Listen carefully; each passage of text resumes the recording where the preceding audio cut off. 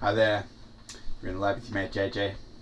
Today is Electronics Project Day. We're going to do an electronics project at last. It's been a little while since we did an electronics project around here, and I think actually the last one we might have done is the same one that we're going to be doing today. This is it. It's the clock radio. We made one already. It's in service at the back there. You can see the little green clock. It says 1921.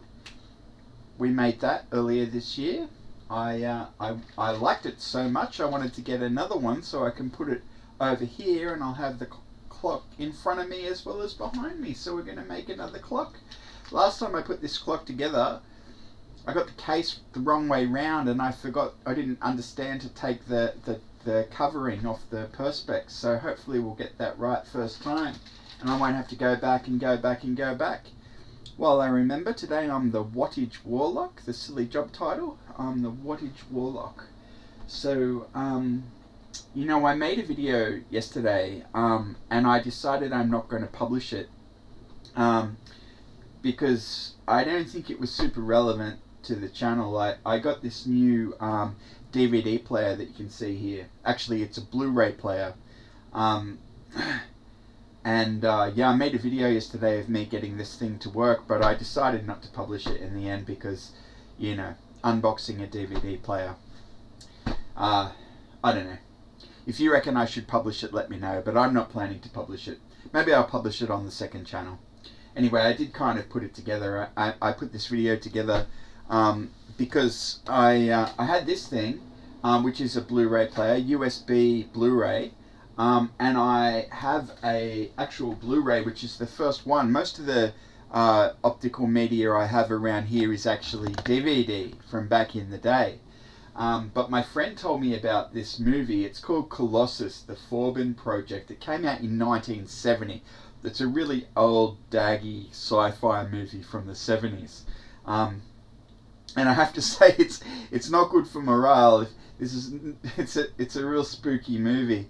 It's fascinating to see the themes that they were dealing with in 1970, because they're very relevant to today, because it's all about artificial intelligence, which is kind of funny. It's kind of funny the way it turned out versus what they were worried about.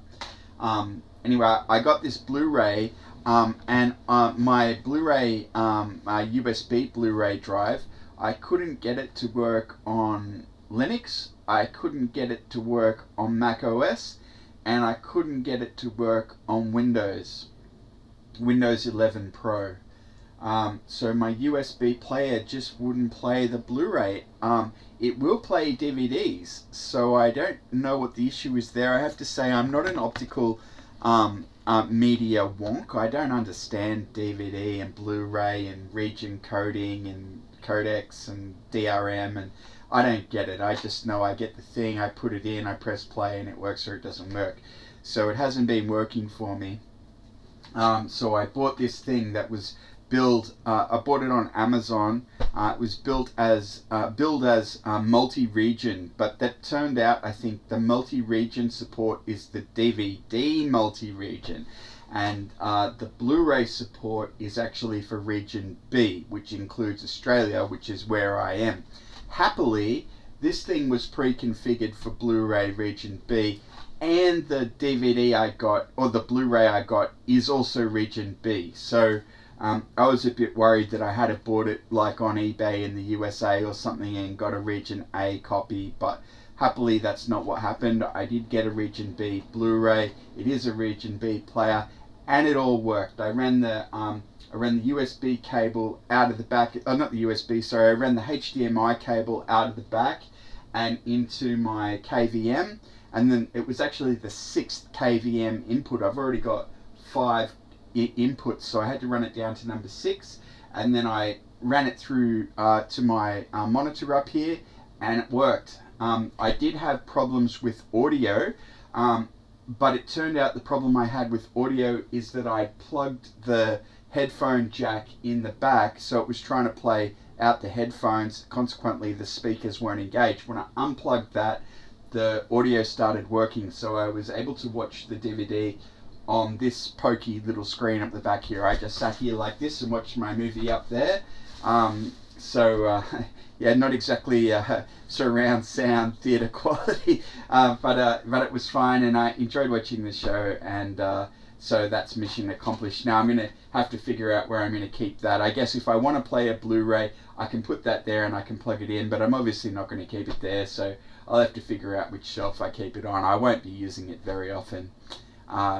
Anyway, that's my little interlude about the Blu-ray player. I made a whole video about it, but I don't think I'm going to publish it. And if I do publish it, it'll only be on the second channel.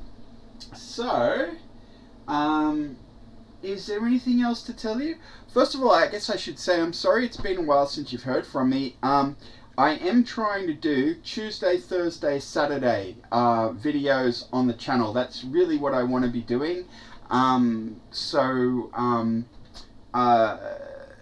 Forgive me for dropping the ball there for a little bit, but hopefully we'll get back in the swing of things. I'm super busy. I've got all sorts of things going on. Not least my new gig writing for Hackaday. That's something that I've been investing in a lot just lately. Trying to figure all that out. So that's been going pretty well for me so far.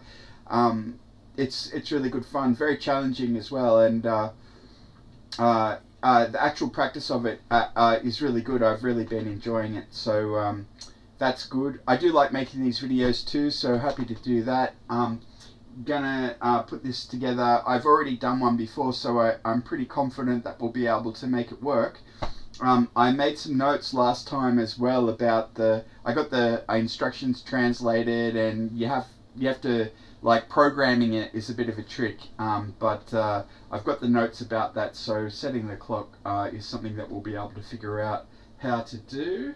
And of course the really big news, or the thing that I'm really excited about, and also playing a bit of scheduled chicken with, is learning the art of electronics. We're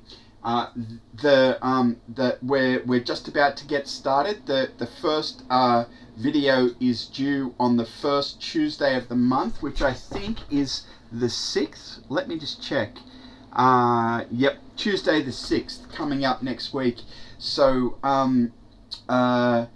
yeah, I've got to get that recorded. I've got about a week to get it done in. I'm going to start tomorrow, I think. I want to get this done in plenty of time so that I don't miss the first due date.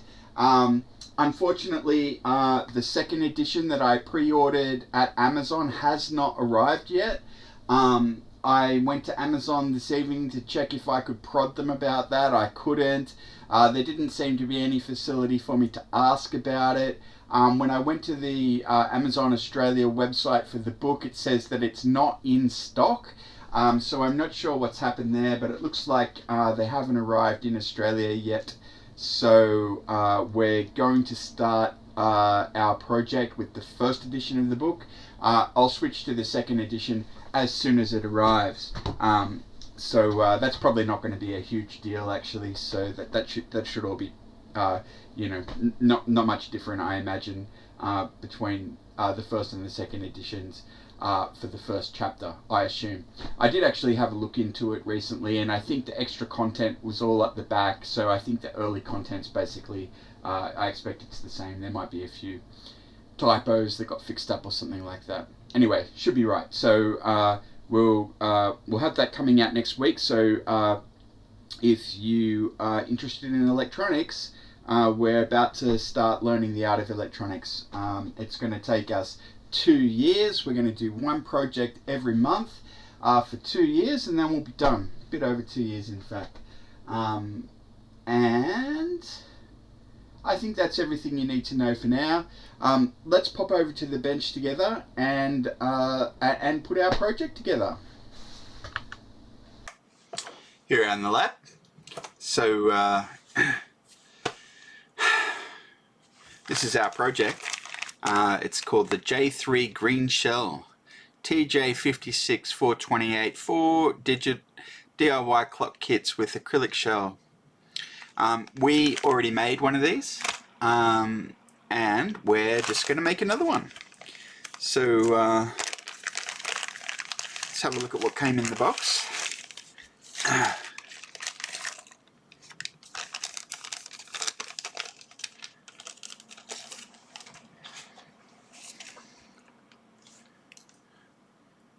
This is the USB power cable. This is the acrylic case. Wonderful. Got a couple of bolts in there with a couple of nuts. That should hold it all together. Ah, look at that. That's a nice touch. It came with a battery. I don't know if the other one came with a battery. I guess it must have. There's the battery there. So I think the battery just remembers the time, but it doesn't display the time unless it's powered on, I believe. This is the same as last time. The single page of instructions in Chinese. Fortunately, you can guess at the specifications because of the numbers. The numbers sort of give it away, which is lucky. And there's a schematic on the back. And I think the silk screen has the component numbers. It does. So we can use the component silk screen and the table of parts and basically figure it all out. So that's good. Now,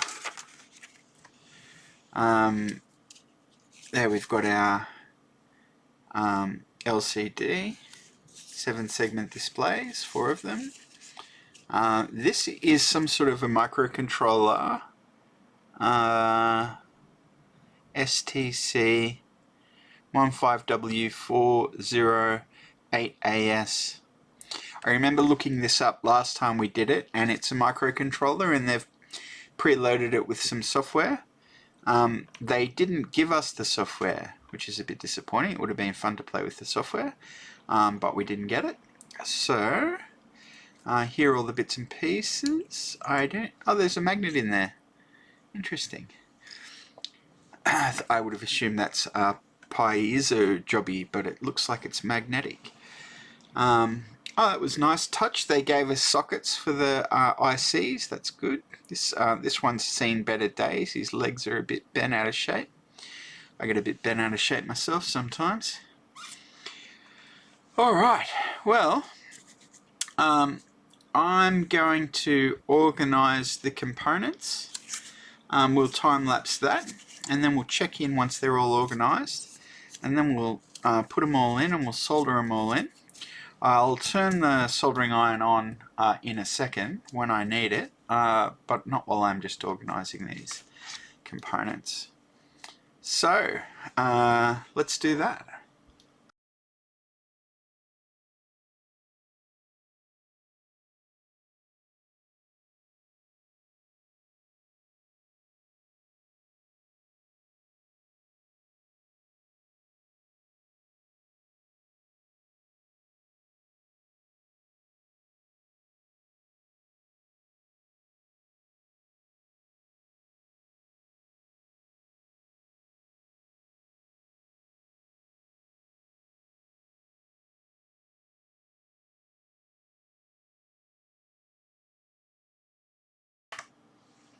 Alright, so we've got our components sorted out over here.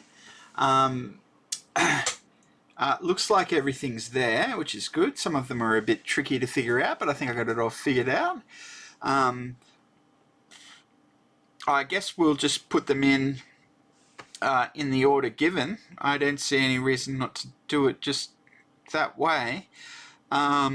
We got our battery at the back here. Everything else is here. I did pull down the reference implementation. It's good to have this available. Of course, this is the one that I already did. It's labeled there as the TJ-56-428 clock. So we can see how we did it last time, which is a bit handy for figuring out like diode capacity and such. This thing threw me a little bit. Do you see this thing here? It's called 10K NTC. Now I'm not sure exactly what NTC stands for, but I'm pretty sure this is a temperature. It's a temperature variable resistor, 17. So it looked a bit like a diode, but actually it's a resistor. I don't think it's polarized. So it did measure at about 7K ohms, which probably stacks if it's a 10K NTC and it's a bit warm in here or something like that. Anyway. So everything's there, it's pretty good. The only question I had, now I'm pretty sure that this is what they call a crystal. They use a quartz crystal, aren't they? And they're used for timing. Now I don't know how they work. I think it's a piezo effect. I think I don't know. I'm talking beyond my station. I don't know how these work. I do know they're involved in timing. I don't know if I have any sort of a meter that will tell me about this type of device. I don't believe that I have a setting on my multimeter for measuring this kind of a component. I do have other meters, but I don't think any of them are what we want. This is an ESR meter, which is not what we want. And this is an LCR meter, which probably isn't what we want. LCR, of course, means inductor, capacitor, resistor. I wouldn't expect it to work on a crystal, but I don't think it will destroy it if we hook it up. Fingers crossed, huh? So let's plug this guy in and see what it does. I don't think it's a capacitor. I don't think it's a inductor. It's not a resistor, so it'll be interesting to see what it does. Okay, it's giving me an impedance at 20 kilohertz. What does that mean? I don't know. Oh, look at that. Okay. So it's giving me a real and an imaginary component at 20 kilohertz. Okay. And the real component is around 15K, 15K, 14, 14, 12, 10, 13, 12, jumping around a bit. But it's about 15K, call it. And then the imaginary component of the impedance is 355, 356, 355, around about 356, 360, 362. It's going up a bit there. 370, 371. It's going back down a bit, up a bit. Oh, and then it just turned itself off. Why did it do that? I guess it just got... okay, just enter again. Okay, so it's giving me impedance. Impedance measurement. Okay. There you go. Okay. So is that what we expect to see the impedance of a crystal doing? I don't know. And I guess the only other thing, oh, you can scroll it through. Oh no, it's just admittance, magnitude, phase, capacitor, impedance, admittance. Okay. And it had a few picofarads of capacitance. Okay. I'll hold that down. He goes off. Okay. So is that what we expected to see for the impedance of a quartz crystal? I have no idea. If you know, please let me know in the comments, and we can all learn together. Now this is the DCA Pro. Now I think D is for digital, and this is not a digital component, is it? It's a crystal. But I'm going to take the blue wire and the green wire, and I'm going to plug it in, and we'll just see what it says. I'm expecting it'll say unknown component, but we'll find out. Alright, so let's turn him on, and let's hit test. Component, no component detected. try again. No component detected. Alright, so we had our LCR meter gave us an impedance value at 20 kilohertz. And our DCA component analyzer didn't know what to make of it. And we didn't use the ESR meter because it's not a capacitor. So, okay, very good. Now, what was it called, this one? I think it was just called Y2. Y2. That sounds right. Yes, Y2. Alright. So I'll just put that over here. We'll call it Y2. I'm not sure if there's a Y1. Why is it Y2? I don't know. I don't know. Anyway, that's what it is.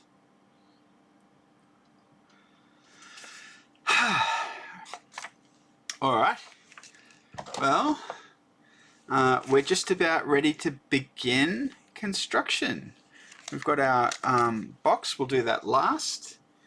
Is there anything more to discuss? No, I don't think so. So I'm going to turn on the old soldering iron here. Oop. I threw that soldering iron on and I lost my monitor. Okay. He's come back. That's good. All right, here we go. I'm going to time lapse the construction. Let's do that now.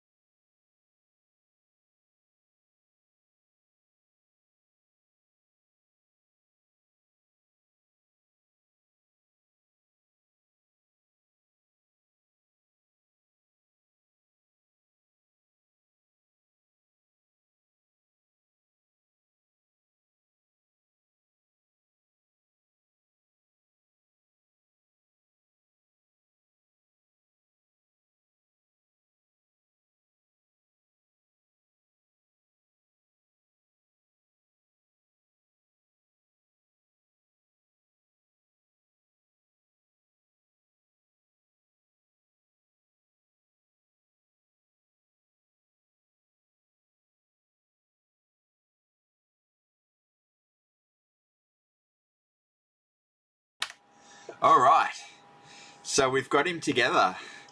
A little bit of solder left over here. I'll put that in the little solder box. There's the offcuts. We don't need those. This is the one, the model reference implementation. Now we've got a battery somewhere. Where did that go? Why am I not seeing the battery? There it is.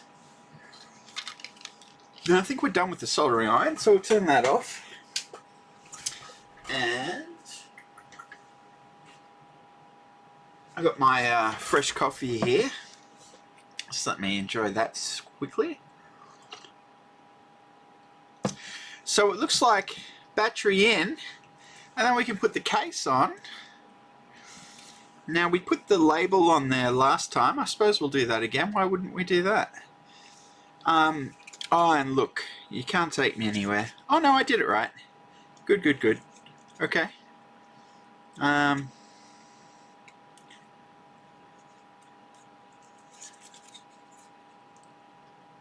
Okay.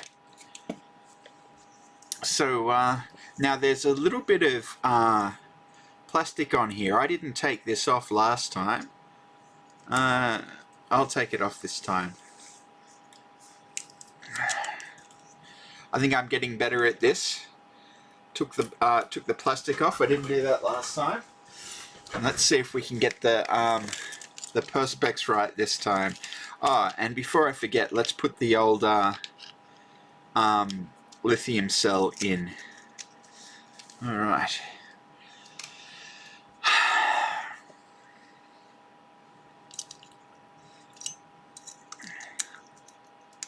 There we go.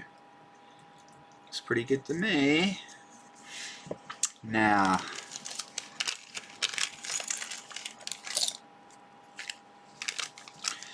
so we should have 4 bolts and 4 nuts. We do indeed. Very good. Now what sort of a screw is it? Is it Phillips head? We just need a little Phillips head. I've got heaps of them. That's a little Phillips head. Alright, now has this got the plastic on it this time? I'm not sure.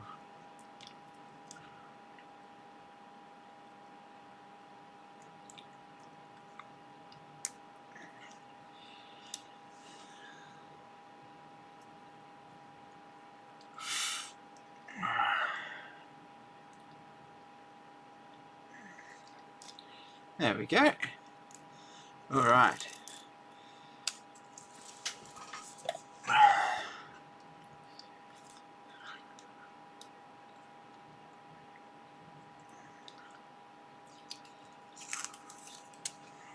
Don't want to get my thumbprints all over it. Might actually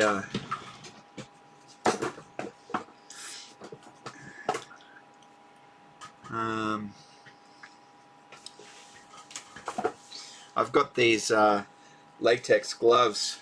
Well, they're not latex, they're nitrile. So I might just put those on so I don't get my my grubby fingers all over the pristine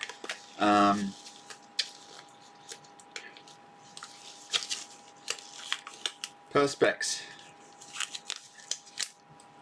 There we go. Probably should have put these on earlier while I was working with that solder. I do believe it's leaded solder that I've got there. So you don't want to handle lead generally. I did wash my hands just a moment ago before I put the old coffee together.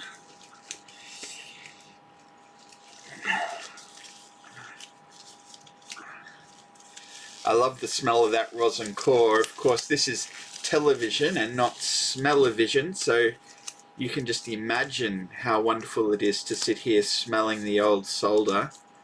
It's a particularly yummy smell, that flux. I'll tell you what smells really good is this stuff. This is the old Amtech. This Amtech flux smells like yummy. You want to eat it. Alright, so we got our first bit of perspex there. We got to get the rest of them. I don't know if there's a trick to this. How do you get in there in the corners? I don't know. Alright, I think actually we'll time lapse this because it's going to take a little while, so I'll just do that.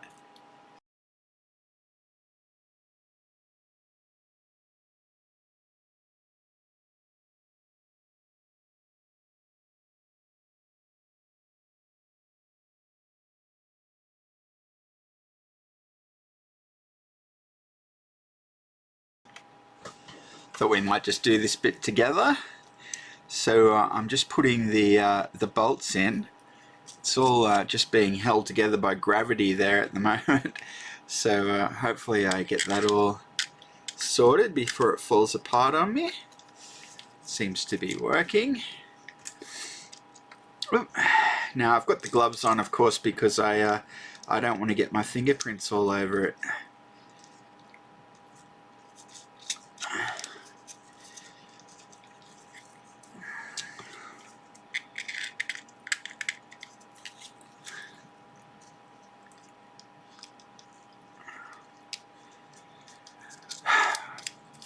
Well, I certainly did a better job of it the second time around, having learnt all the tricks of the trade. Last time I did this, I don't know whether you know, I did a video earlier in the year putting together the first one, and then I had to do 3 follow-up videos fixing various things that my wonderful viewers had pointed out to me, especially my mate Joe. Thanks, Joe. Now,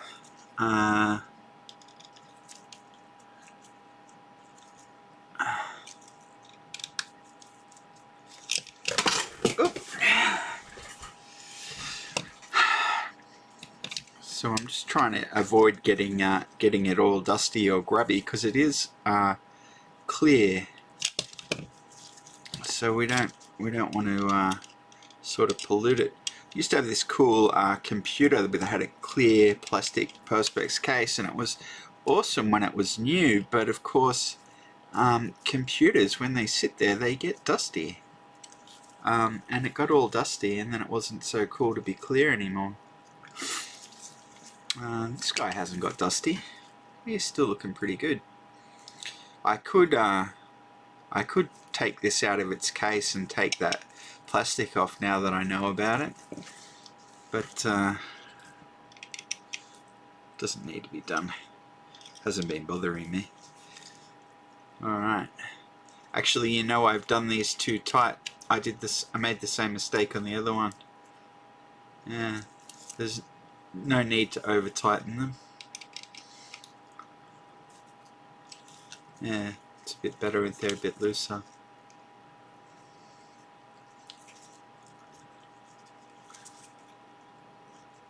Alright. Well, now it's the moment of truth. We'll put the power in and see if it works. What have we got here? Just get myself a USB power.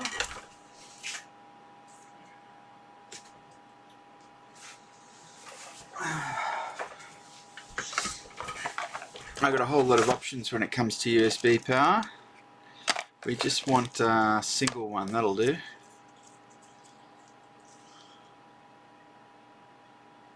Yeah, these are the old fake Apple ones. They're not Apple ones.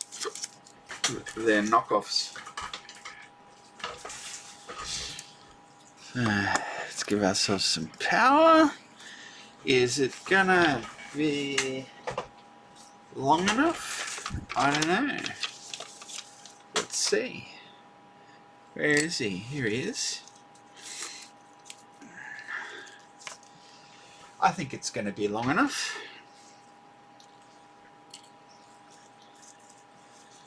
Is that what she said? I don't know.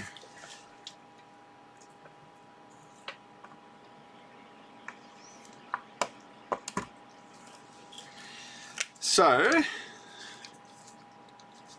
power. 1, 2, 3. Nope, it's not working. That's no good. Oh.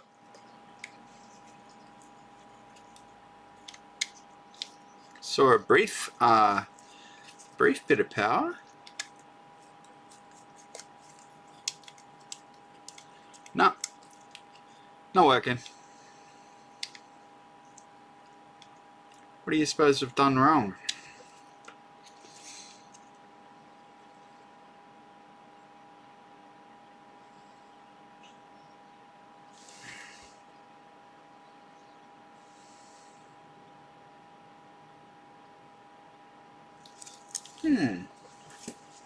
Let's try this other power. Oh yeah, that's working. Okay. So, some sort of problem with this power. Wonder if that'll work here.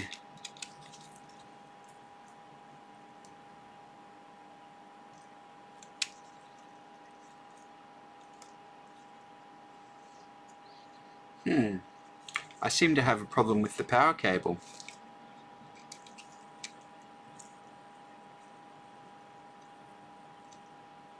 Not sure what the problem is. Yike.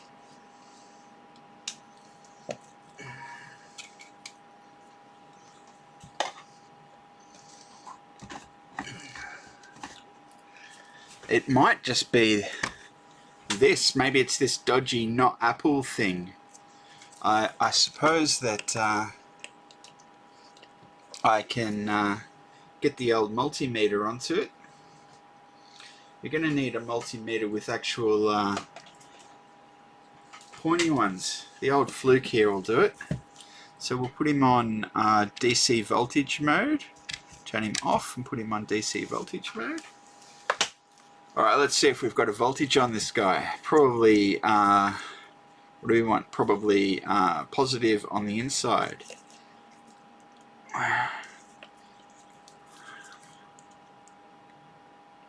Yeah, that's not, there's no voltage there.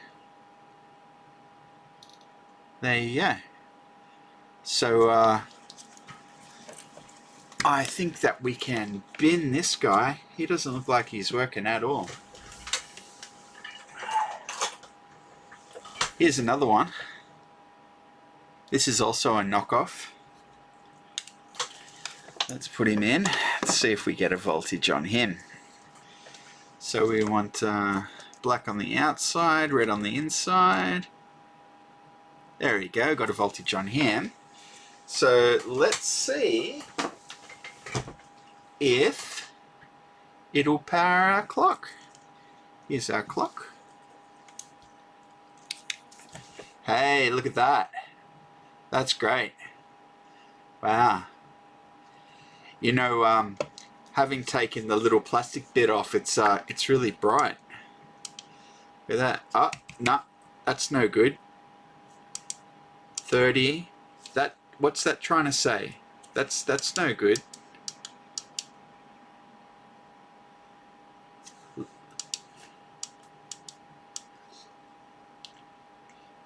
I don't think it can show 8. Can it not show 8? Is that supposed to be an 8 or a 0? Or maybe it, I don't know. What's that? I don't know. Alright. What are we going to do? I don't think you want to see me mess around programming this thing. So what I'm going to do is I'm going to take it over to the computer. I'm going to read the instructions and I'm going to set the time on this thing. And then once that's done, I'll come back here and I'll report. So give me a sec. Give me a sec. I'll sort this out. All right, I'm back. So I got this all set up to my liking. It's working great. I dialed back the display brightness a little bit. It was just a bit bright for my liking, so I'm very happy with how it is now. I'm going to keep this on my other bench. You can't see it really well in the light there, but it's 21:27, so that's 9:27 p.m. This evening. Of course, this video will go out tomorrow. Today is Wednesday, tomorrow is Thursday. But I'm going to call that mission accomplished. I won't throw you over to the computer and go through the instructions with you, but I did translate those and they are there. So if you're interested in how to program this thing, check out the notes, show notes. There'll be a link there. It's pretty easy. You just hold them down for 3 seconds and then you can choose what function you want. Function 1 for time, function 2 for date, and so on. So I'm going to throw you over the farewell cam and we'll wrap up. And that's a wrap. So here it is, my clock. Perfect. Got the plastic off the dial, so that's better than last time. I think I managed to get all the bits the right way around this time. I got the holes over the speaker and over the temperature sensor, and oh yeah, I didn't calibrate the temperature. You can do that, but I didn't bother because I don't use that function. So I think that's everything. Mission accomplished. Hope you enjoyed this video. Thanks very much for watching, and please remember to hit like and subscribe.